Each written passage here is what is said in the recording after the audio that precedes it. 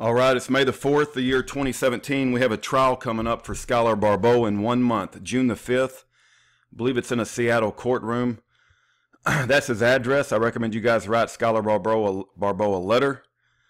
He's got a Facebook page, and Gary Hunt has a Schuyler Barbeau page and Outpost-of-Freedom. Schuyler Barbeau recommended several legal motions to read. And so if you're interested in keeping up with the legal motions of the Schuyler Barbeau case, I'm going to read those now, and it may take a while. So this is only, if you're doing other things, driving down the road or, washing dishes or whatever you might want to do, Schuyler recommended these particular legal motions be read to keep up with this case. They're legal motion docket number 24, 25, 35, 42, and 43. Now, I'm going to read through these fairly quickly, but it's going to take some time, and it takes time to get familiar with these cases. And so if you're interested, stick around. I'm going to read them. All right, docket number 24. This was filed on February 23rd, 2016. That's over a year ago. Wow. United States of America versus Schuyler P. Barbeau. All right. The defendant, Schuyler Barbeau, through counsel, Assistant Federal Public Defender Dennis Carroll, submits this motion and declaration in support of this request that the fact finder be given instructions regarding justification, i.e. defense of self and others at trial. 1. Procedural history. On December the 16th, 2015, Mr. Barbeau was indicted on one count of possession of unregistered firearm, a short-barreled rifle, in violation of 26 U.S.C. 5861D and 5845A3. The government has informed defense counsel that it plans to seek a superseding indictment charging Mr. Barbeau with an additional offense, possession of a machine gun in violation of 18 U.S.C. 922-0. Both counts will be addressed herein. Trial is currently scheduled for May the 2nd, 2016. Factual background. Federal agents received information from a confidential source that Mr. Barbeau owned a short barrel rifle. Mr. Barbeau gave the rifle to the confidential source so the source could sell it. Agents obtained the rifle from the confidential source and verified that it is an unregistered, fully automatic, short-barreled rifle. Mr. Barbeau is not a felon. In fact, he has no prior criminal convictions. He is not a drug user, nor has he been adjudicated as mentally ill. Indeed, he served 4 years in the United States Marine Corps, after which he was honorably discharged. He then served 4 years in the National Guard. There is no dispute that Mr. Barbeau knowingly possessed the above firearm, or that he was aware of its basic characteristics, short-barreled rifle and fully automatic. Mr. Barbeau submits the attached declarations in support of his request for jury instructions regarding a justification defense. See Exhibit 1, Declaration of Mr. Barbeau, and Exhibit 2, Declaration of Alan Ank. These declarations set forth the reasons that Mr. Barbeau believed that he was under an unlawful and present threat of death or serious bodily injury, that he did not recklessly place himself in such a situation, that he had no reasonable legal alternative, and that he possessed the firearm to protect himself and others from the threatened harm. If the court determines that these declarations are insufficient to present a justification defense at trial, Mr. Barbeau requests an evidentiary hearing prior to trial to supplement the record. In his declaration, Mr. Barbeau explains the reasons why he possessed this particular type of firearm. A fully automatic, short-barreled rifle provides the necessary maneuverability and firepower to meet the threats that he and most citizens face in this country. Exhibit 1.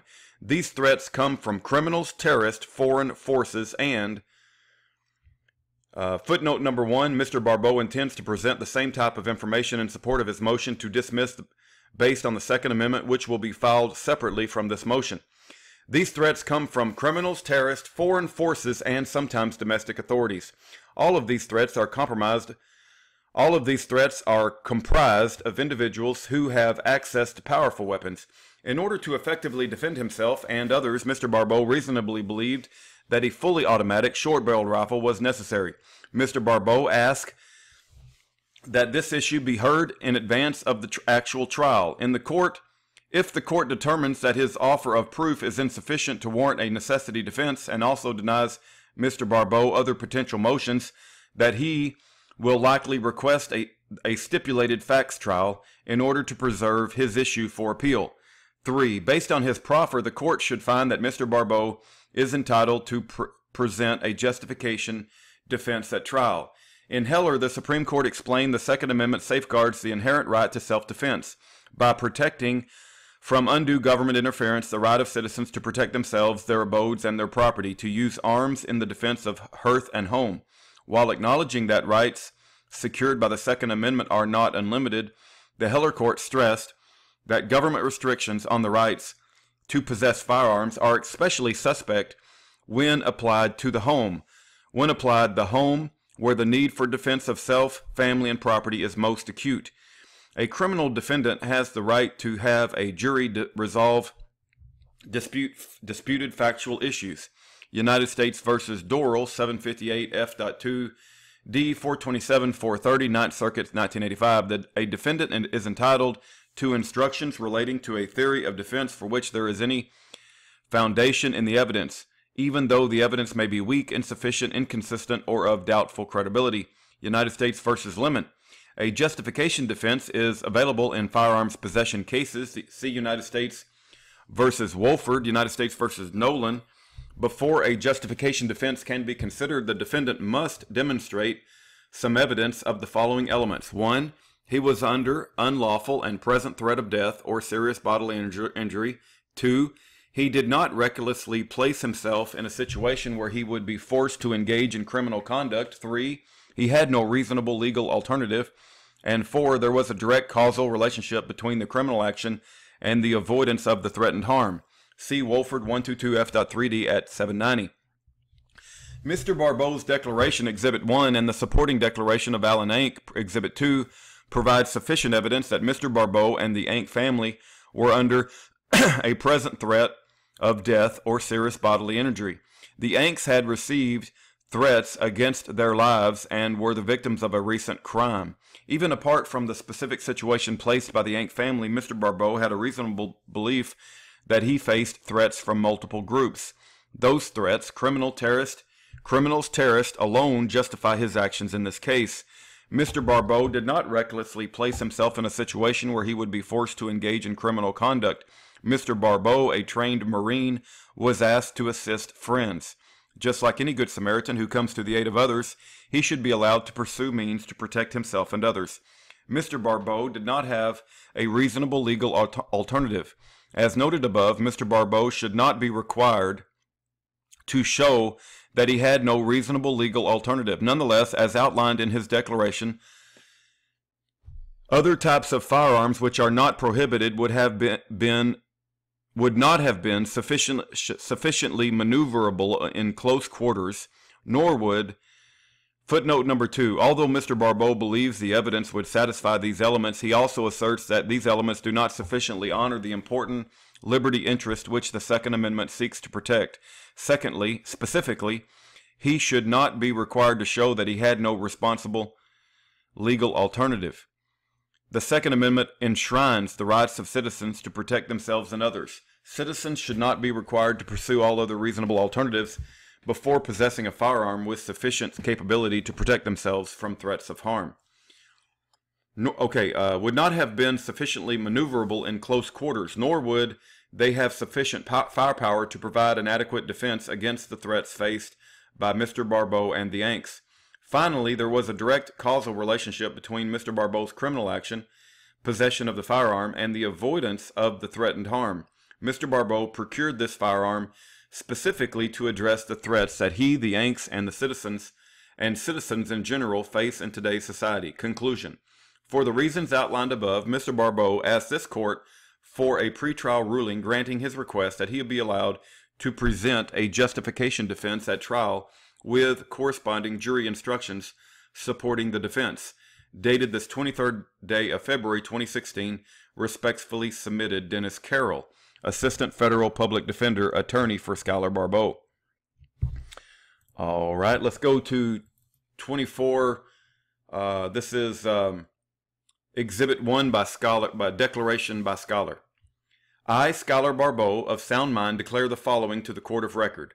Around February of 2014, I decided to build a highly customized AR-15 rifle for self-defense and sporting purposes, which I believe to be lawful under the Constitution and the Second Amendment.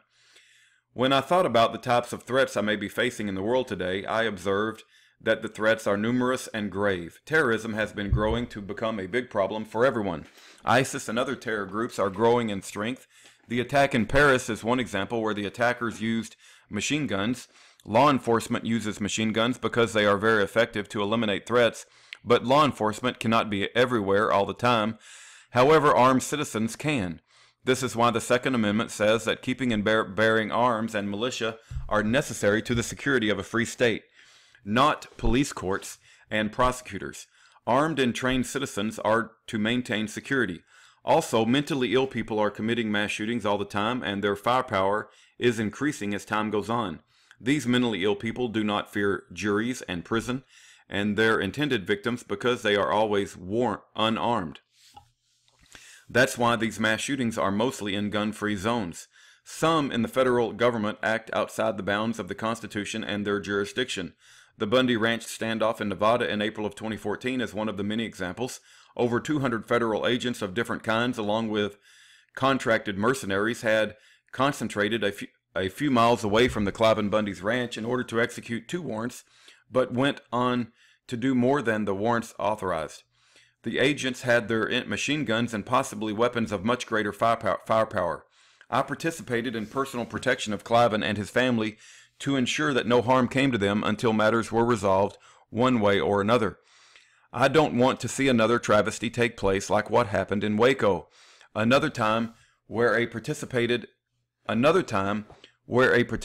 in protecting my fellow citizens from government overreach was in Oregon in spring of 2015. We ensured no harm came to some miners near Grants Pass, or Bureau of Land Management agents had threatened to burn down the miners' cabin and destroy and confiscate their mining equipment unless they complied with their unlawful demands. It is well known by most America, in my opinion, what kind of firepower the government and law enforcement has. It cannot be unreasonably denied that sometimes, and increasing in occurrence, government and law enforcement act unlawfully and put citizens' lives and property at risk. Police shootings are becoming commonplace. It is also known that other countries like Russia, China, and North Korea have been flexing their muscle lately, and I believe that one day there could be an invasion by one or more of the other superpowers, and I want to be able to defend myself, my family, and my fellow Americans from such threats. The military will need all the help it can get. I swore an oath when I joined my beloved Marine Corps to support and defend the Constitution from all enemies, foreign and domestic. My oath is to the people of America and never expires. In Heller, the Supreme Court clarified that the constitutional provision, the Second Amendment, guarantees the individual right to possess and carry weapons in case of confrontation.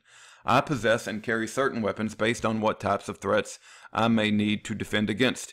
My right is unalienable and shall not be infringed.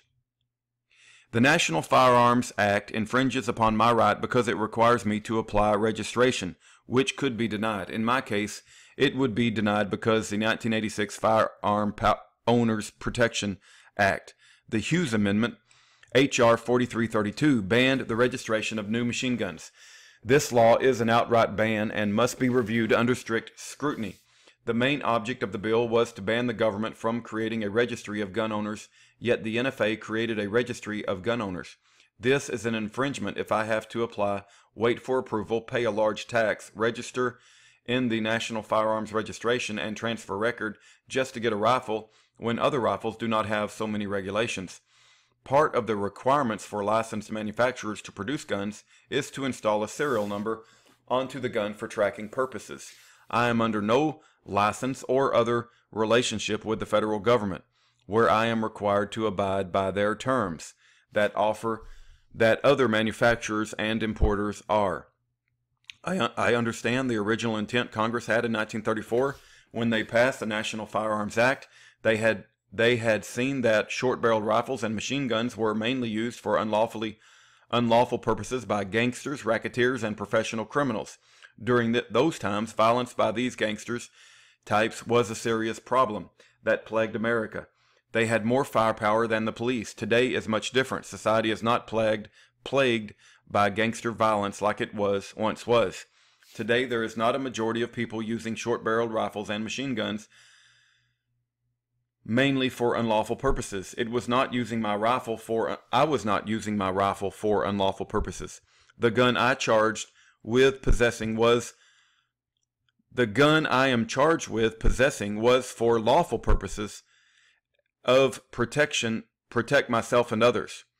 An SBR short-barreled rifle is much easier to move around in confined spaces, such as the little trailer that I have stayed in for most of the last summer through winter.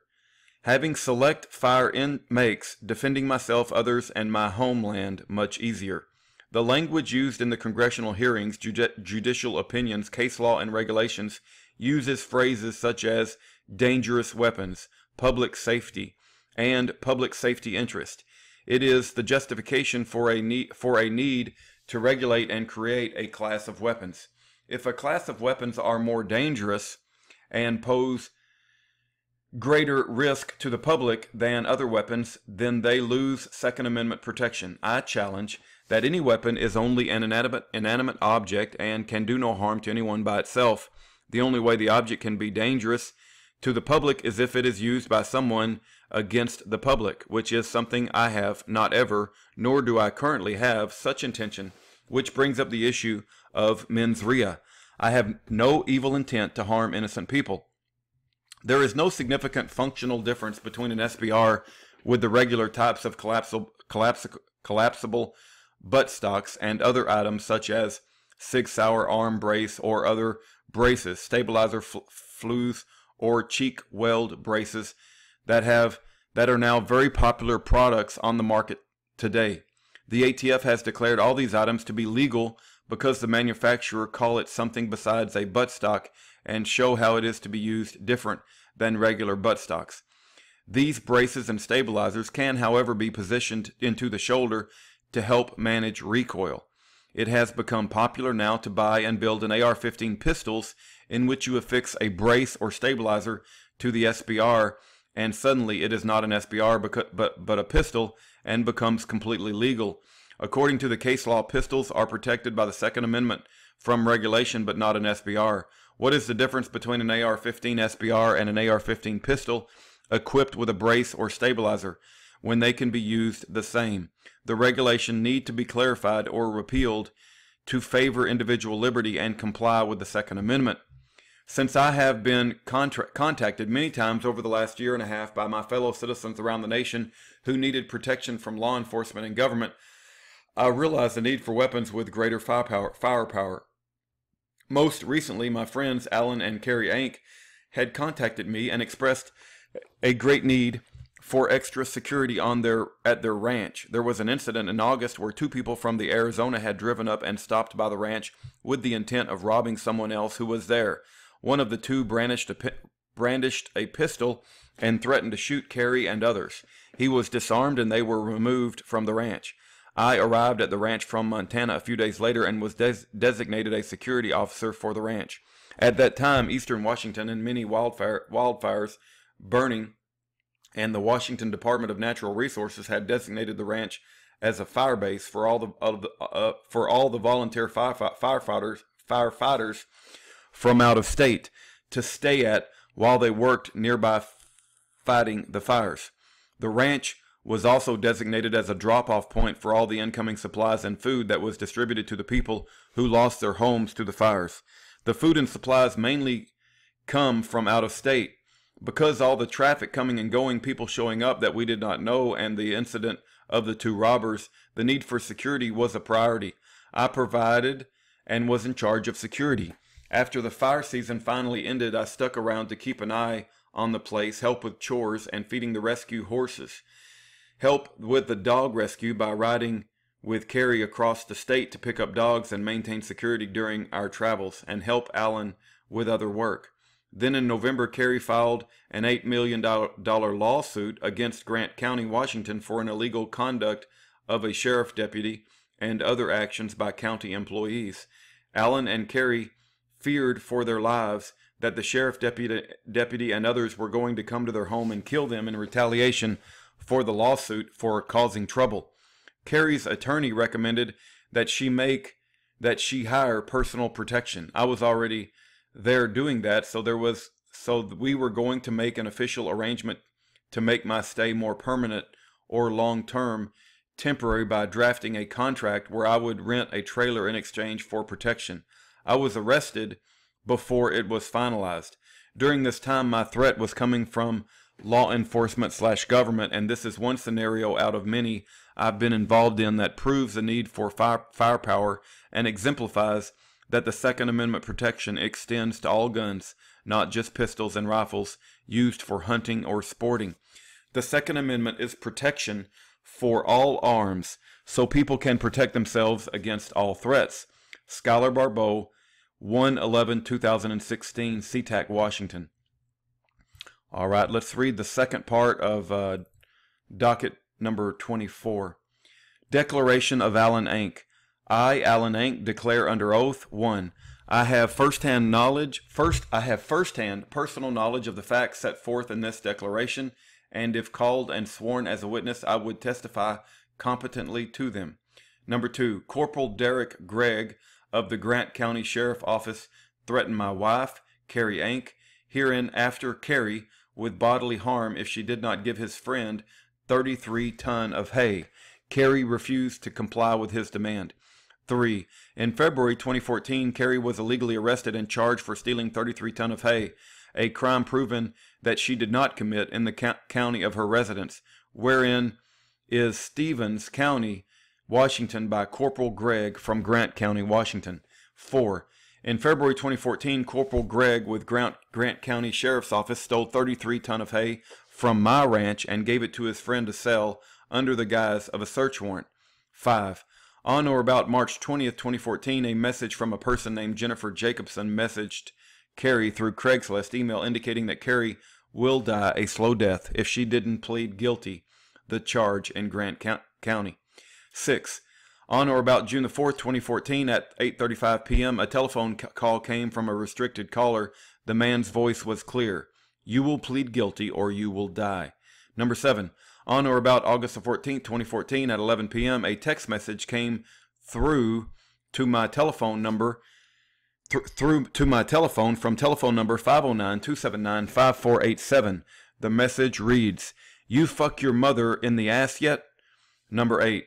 On or about August the 14th, 2014, at 11:52 p.m., a telephone call came from the same number as in number 5. The female voice said, you will plead guilty or you will die. Number 9. On or about August the 20th, 2014, at 8:35 p.m., a telephone call came from an unavailable number. The male voice said, plead guilty or you die. Carrie contacted her attorney and was advised to call the Stevens County Sheriff's Office to report the threats, photos of the text messages, and the call log. Number 10. At about 2:35 p.m. on August 21st, 2015, Corporal Reed from the Stevens County Sheriff's Office telephonically contacted Carrie. He advised that he would document the calls, but there was nothing he could do about them. Number 11. On or about February 23rd, 2015, Superior Court in Grant County dismissed the charge of theft as the ends of justice, not warning further proceeds in this matter. Number 12. On or about September 2015, Carrie spoke with her attorney in my presence about threats and or completion of threats if she were to file a civil lawsuit against Grant County. Carrie's attorney advised that if we were afraid that somebody would follow through with their threats, mainly Corporal Gregg with his friends, that we should seriously consider hiring personal protection. Number 13. On or about late September 2015, Carrie and I discussed hiring personal protection with Schuyler Barbeau, with what the attorney had suggested for us to do and what his opinion of the matter would be, apprising him of the threats, the illegal arrest and stolen hay, and the civil lawsuit. And since Mr. Barbeau has experience in personal protection, he volunteered for the challenge. Number 14. On or about November the 23rd, 2015, Carrie and I, accompanied by Mr. Barbeau, filed a civil lawsuit against Grant County in damages exceeding over $8 million. I declare under penalty of perjury under the laws of the state of Washington that the foregoing is true and correct to the best of my knowledge, and executed this 5th day of January 2016 at Springdale, Washington. Alan Ank, Exhibit number 2. All right, I'm going to pause there. That's Schuyler Barbeau's case. That's documents number 24 from the docket report. And again, I encourage you guys to write him a letter. That's his address.